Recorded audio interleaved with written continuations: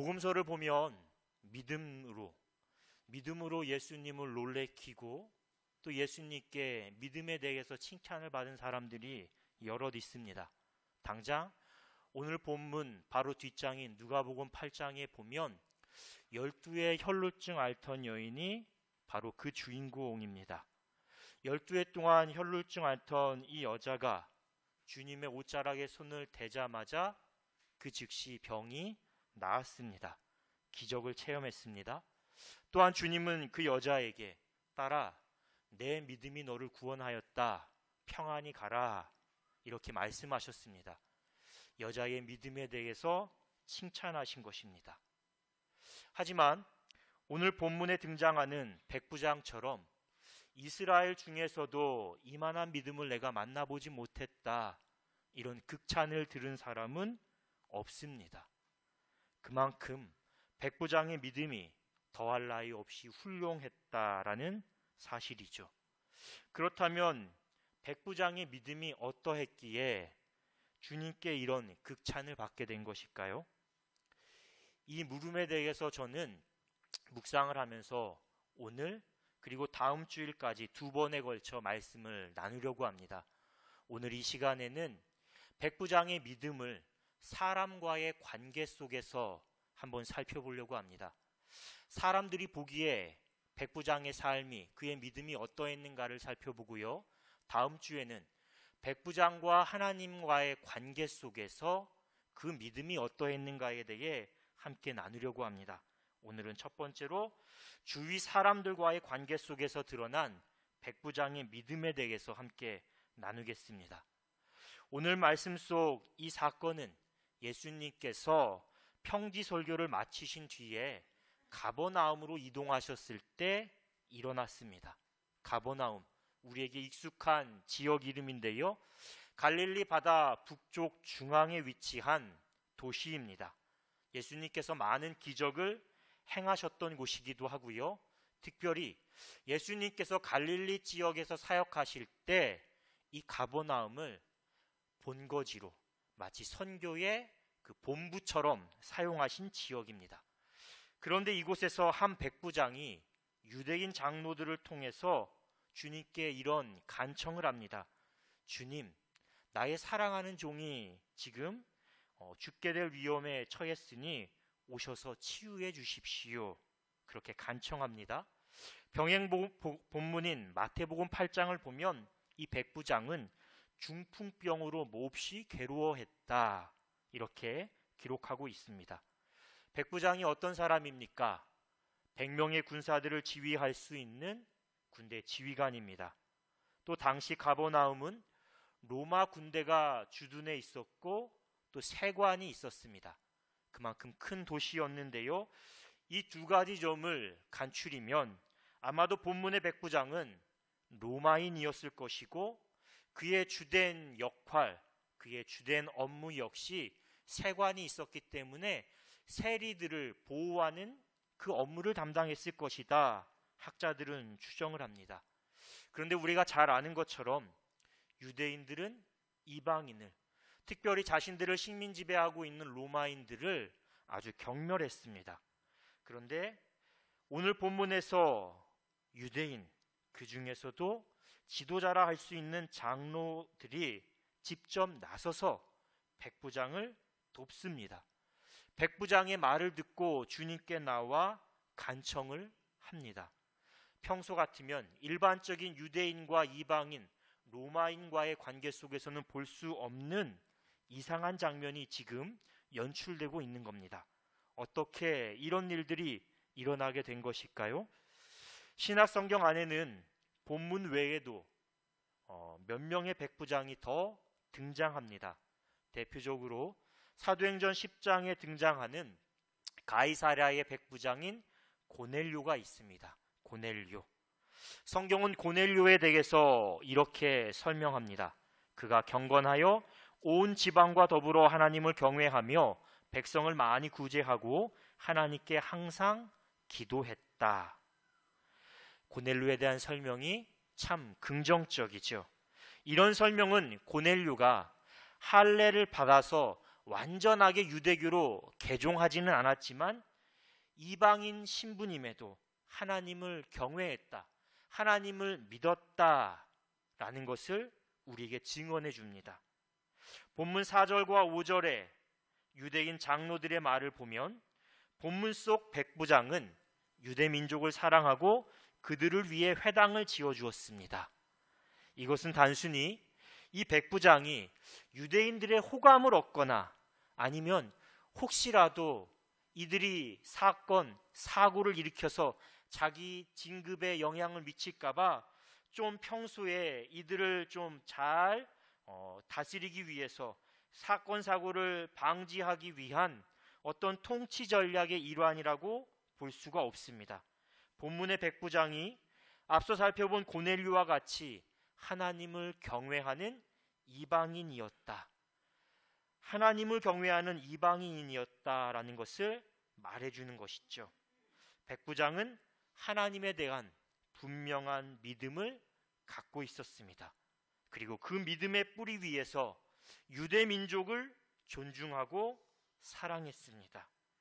유대인 장로들 역시 이런 백부장의 믿음, 또 그가 평소 유대인들에 대해 갖고 있었던 선이 이 모든 것들을 잘 알고 있었기 때문에 주님을 찾아와 백부장이 주님의 은혜를 받기에 합당한 자입니다. 그는 그럴 만한 자격이 충분합니다. 이렇게 말한 것입니다. 사랑하는 성도 여러분, 우리의 믿음, 우리의 삶이 백부장처럼 나와 원수 같은 사람들에게, 나아가 더 많은 사람들에게 칭찬받고 선한 영향력을 끼칠 수 있다면 얼마나 좋겠습니까? 그렇지 않습니까? 저와 우리 성도님들이 그런 믿음의 사람들이 되기를 주님의 이름으로 축복합니다. 무엇보다 우리 믿는 사람들은, 신앙인들은 항상 말씀의 거울에 자신을 비추어 봐야 합니다. 말씀을 거울 삼아서 나의 마음에, 나의 삶에 혹시라도 흐트러진 것이 없는지, 더러워진 것이 없는지 이 삶의 옴매무새를 늘 바르게 고쳐야 합니다.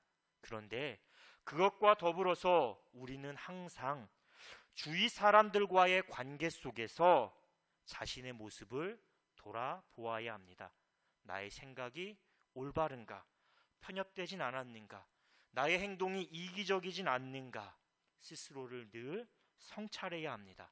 그렇지 않으면 주님께서 말씀하신 것처럼 형제 눈 속에 있는 티는 보는데 정작 자기 눈 속에 있는 들보는 보지 못하는 어리석음에 빠질 수 있습니다. 또한 우리가 분명히 알아야 할 사실은 하나님께 인정받고 하나님께 칭찬받는 것 중요합니다. 하지만 그것과 별개로 내 주변에 있는 사람들에게조차 인정받지 못한다면 내 믿음이, 내 신앙생활이 그건 어쩌면 온전한 믿음을 갖기 위한 최소한의 조건조차 내가 지금 갖추지 못했다. 그것을 반증하는 것이다 라고 말할 수 있을 겁니다. 이와 관련해서 중국의 춘추 전국시대의 묵자라는 사람이 이런 말을 했습니다. 무감어수 감어인. 무감어수 감어인. 물을 거울 삼아 자신을 비춰보지 말고 자신을 어디에 세우라고 하는 겁니까? 사람들 사이에 세우고 그 사람들을 거울 삼아서 나를 돌아볼 줄 알아야 한다. 나를 비춰보라라는 경고입니다. 이런 점에서요, 사실상 원수라고 할 수 있는 이 유대인 장로들에게 주님, 저 백부장은 주님의 은혜를 받기에 합당한 사람입니다. 그럴 만한 자격이 충분합니다. 라고 칭찬을 들은 이 백부장. 이 백부장의 모습은 우리에게 여러 가지 점에서 귀감이 됩니다. 그렇다면 백부장처럼 우리가 더 많은 사람에게 칭찬받고 또 선한 영향력을 끼치는 그리스도인이 되기 위해서 어떤 덕목을 갖추어야 할까요? 우리가 갖추어야 할 그리스도인의 덕목 무엇일까요? 말씀 속에서 찾은 답은 이것입니다. 사랑과 배려입니다. 사랑과 배려. 먼저 본문 2절을 보십시오. 본문은 백부장의 종을 가리켜서 사랑하는 종이다, 사랑하는 종이다라고 말합니다. 그런데 종이 어떤 존재인지 우리는 너무나 잘 알고 있습니다. 고대 사회에서 종은 아주 천한 신분입니다. 그저 주인이 갖고 있는 재산 중에 하나, 재산 중에 일부에 불과하고요, 마치 물건처럼 사용하다 낡아지고 망가지면 버리면 됩니다. 새로운 종, 새로운 물건을 사면 되는 것이죠. 종과 나귀는 똑같다. 다만 종은 말할 줄 알고 당나귀는 말할 줄 모른다. 이것이 당시 시대 사람들이 종에 대해서 갖고 있었던 생각이었습니다. 그런데 오늘 본문에서는 종 앞에 사랑하는 이라는 수식어를 붙이고 있습니다. 이게 어울립니까?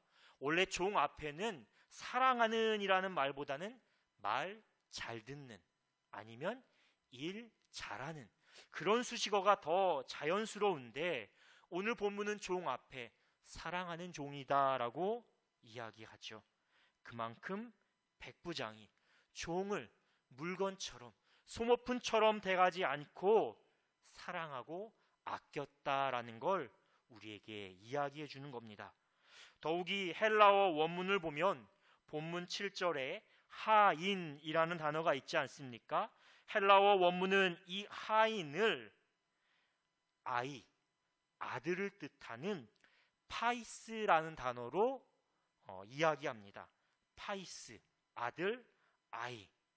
하인을 자기 아이처럼, 자기 아들처럼 되겠다라는 것이죠. 마치 백부장이 이 종을 부모와 자식의 관계처럼 아주 사랑했다, 친밀히 대했다, 소중히 여겼다라는 것을 우리에게 말해주는 겁니다. 자, 이렇게 보면요, 백부장이 왜 종을 위해서 2번이나 자기 대리인들을 예수님께 보냈는지, 예수님 오셔서 내 종을 치유해 주십시오, 이렇게 간청한 것인지 그 이유를 우리가 알 수 있습니다. 병들어 죽게 될 지경에 처한 이 종의 고통을 나몰라라 하지 않고 마치 내가 아픈 것처럼 나의 아픔으로 공감한 것입니다.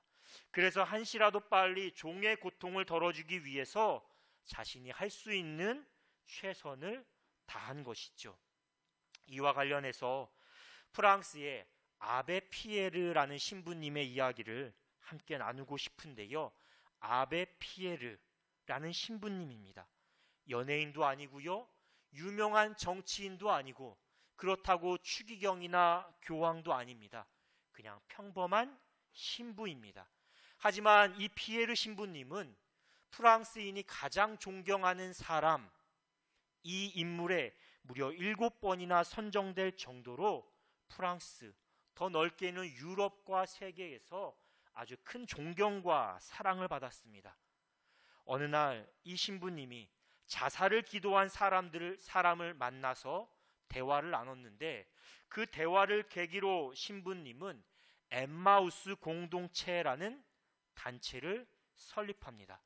이 엠마우스 공동체, 이 이름은 어디에서 기원됐냐?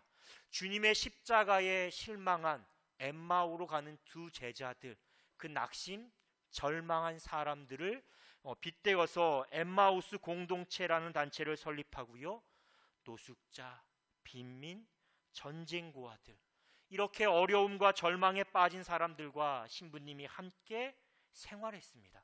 한 가지 독특한 점은 단순히 어려운 사람들을 동정하는 것, 거기에 그치는 것이 아니라 그 사람들로 하여금 땀 흘려 일하게 했습니다.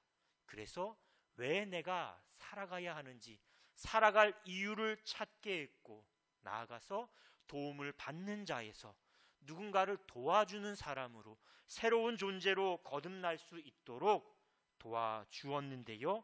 신부님은 자신의 그 자서전이라고 할 수 있는 에세이집 단순한 기쁨이라는 책에서 이렇게 말합니다.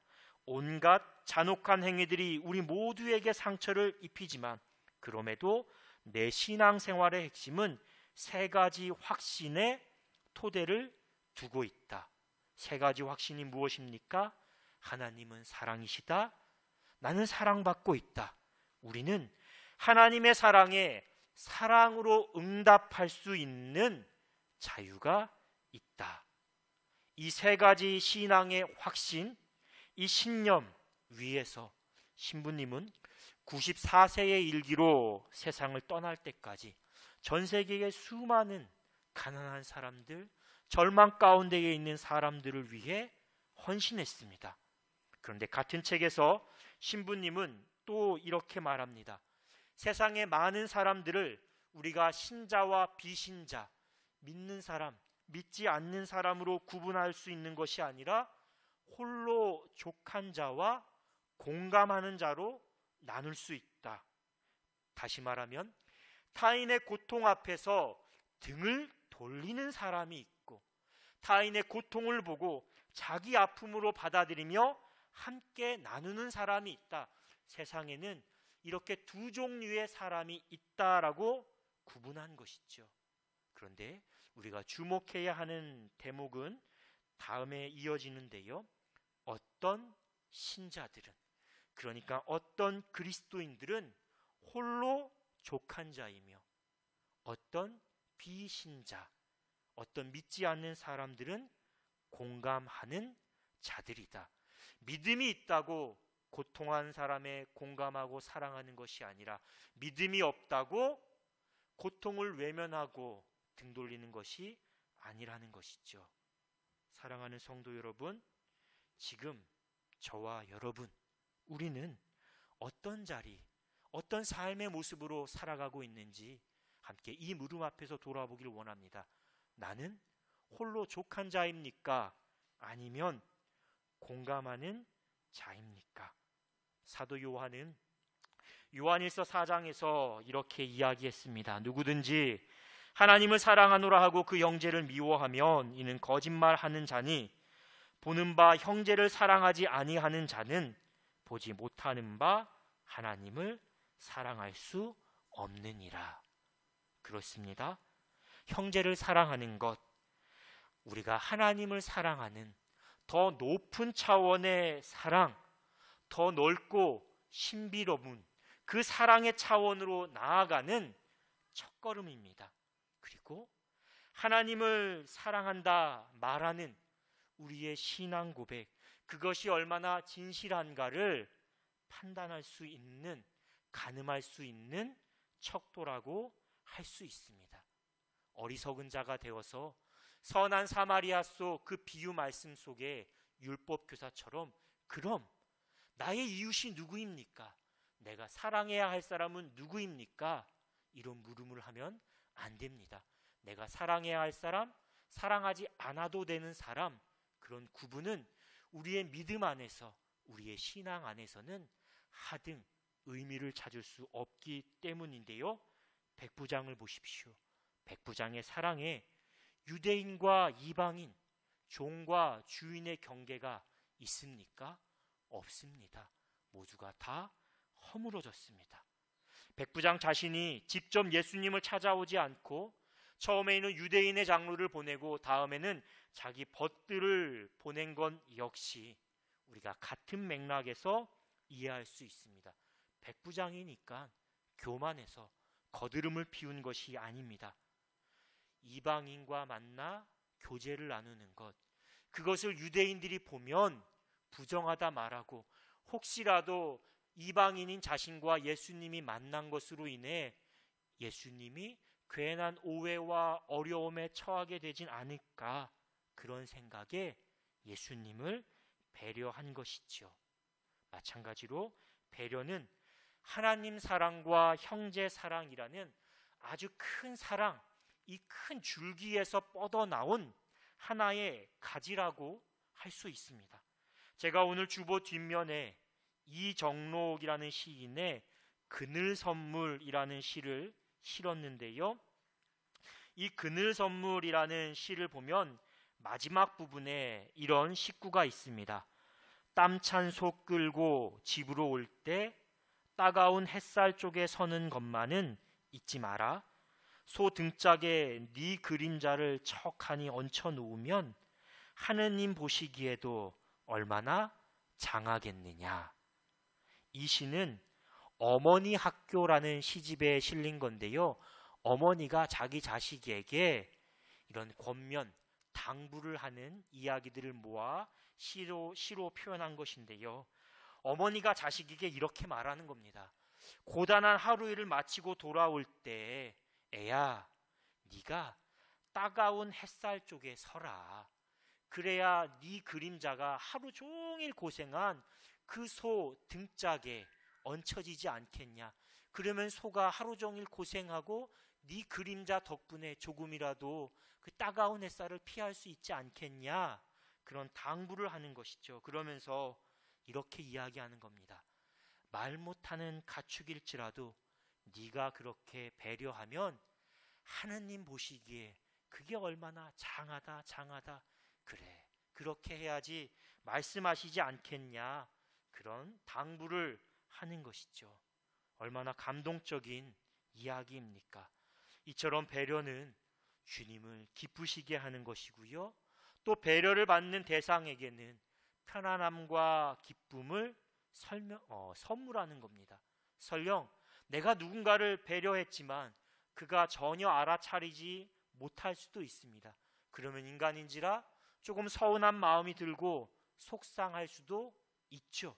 당연하죠. 하지만 나의 속상함과 서운함은 조금 뒤로 하고 그래도 나의 배려 때문에 누군가 조금이라도 더 편안하고 기뻐하는 모습, 그 모습만으로도 감사하고 다행이라 여기는 것, 그게 진정한 배려입니다. 말씀을 보십시오. 로마 군대의 백부장, 그와 갈릴리 그 시골 출신의 이제 갓 30이 될까 하는 이 시골 청년의 예수님, 현격한 신분 차이를 갖고 있습니다. 그런데도 백부장은 먼저 세심하게 주님의 입장을 배려했습니다. 어쩌면 주님께서도 이런 백부장의 사려 깊은 마음에 감동을 받아서 유대인 장로들의 청을 받고 어떤 질문도 하지 않고 걸음을 바삐 옮기신 게 아닐까 우리가 생각할 수 있습니다. 이제 말씀을 마치겠습니다. 분명 우리가 하나님을 믿고 그 믿음으로 살아가는 것, 그것은 분명 나와 하나님과의 관계입니다. 지극히 개인적이고 주관적인 영역의 문제이죠. 우리는 사람을 의식하고 사람에게 인정받기 위해서 신앙생활을 하는 것은 아닙니다. 하나님께 인정받고 하나님께 영광을 돌리기 위해 신앙생활을 하는 것입니다. 그럼에도 불구하고 우리는 항상 주변 사람들이 나의 믿음, 나의 신앙생활을 어떻게 바라보고 있는지, 또 나의 믿음이, 나의 신앙생활이 주위 사람들에게 어떤 선한 영향력을 끼치고 있는지를 늘 살펴보아야 합니다. 하나님 사랑과 이웃 사랑이 떨어지는 그 두 개의 계명이 아니라 하나의 계명이듯 우리의 믿음이 하나님께 인정받는 것과 주위 사람들에게 인정받고 선한 영향력을 끼치는 것 역시 뗄래야 뗄 수 없는 것입니다. 그러므로 우리 모두가 다 오늘 말씀을 거울 삼아서 모두에게 인정받고 칭찬받는 그리스도인, 그런 성도와 교회가 되기를 다시 한번 다짐하고 실천할 수 있기를 주님의 이름으로 축원합니다. 주신 말씀 묵상하며 침묵으로 기도하겠습니다.